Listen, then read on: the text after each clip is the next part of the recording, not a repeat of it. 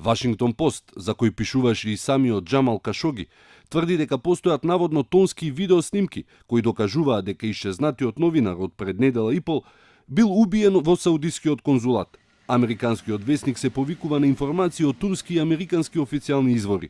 Турција наводно се двоуми околу објавувањето на снимките за да не открие на каков начин се шпионирани странските дипломатски и други представништва во земјата. Но турската влада ги уверила представниците на американската влада дека поседува компромитирачки снимки кои не оставаат никаков сомнеж во тезата за убиство на новинарот. Тие покажуваат како саудиски безбедносни службеници го фаќаат Кашоги, го убиваат и го касапат неговото тело. Аудиоснимката појаснува што се случило откако Джамал влегол во конзулатот, истакнал анонимен извор. Може да се чуе неговиот глас и гласовите на луѓето кои зборат на арапски. Може да се чуе дека е испрашуван, мачен, а потоа и убиен. Дополнително се дознаваат морбидни факти за смртта на новинарот. Убиство за кое е одговорна команда со ни повеќе ни помалку 15 луѓе испратени од Ријад. Кашоги со сила бил фатен во канцеларијата на конзулот од страна на две лица, потоа тепан и измачуван во соседната просторија и на крај убиен.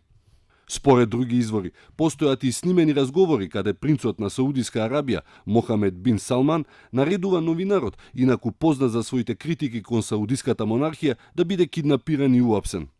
Ваквите информации не го оставија индиферентен американскиот конгрес, кој побара од Белата куќа да изврши притисок врз Ријад за јавно да објасни што се случило. Американскиот претседател Доналд Трамп најави отварање на истрага, но ја исклучи можноста дека ќе дојде до прекина продажба на оружје на саудиското кралско семејство, со кое инаку Трамп и неговото семејство одржуваат блиски економски и трговски односи. Прашањето кое што се поставува е со какви режими и луѓе демократскиот запад сушност соработува. Убиството на Кашоги повеќе не е прашање на караница меѓу Турција и саудиците. Темните облаци и некој вид на морална одговорност највеќе ќе надвиснат над Белата куќа и Доналд Трамп, човекот кој го создаде принцот Мохамед бин Салман. Тој што го промовираше и тој што ја преверте целата тежина на американската надворешна политика, на војниот и безбедносен естаблишмент, ставајќи го на располагање на принцот и правејќи од Саудиска Арабија сојузник од прв ранг.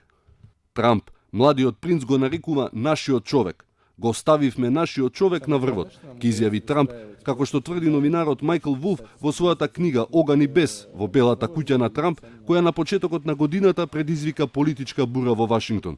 Трамп е тој што му дозволи на принцот неказнето да владее. Сега Трамп сигурно се прашува, ако принцот Мохамед е способен да нарача вакво крволочно убиство на своји 33 години и само 16 месеци откако е на власт, за какво ли лудило би бил способен еднаш кога би станал крал на земјата, која е воено клучна за САД и регионот. Крал на Саудиска Арабија не се станува без замин од Вашингтон. И сега Трамп нема премногу маневар, што да прави со својот човек во Ријад.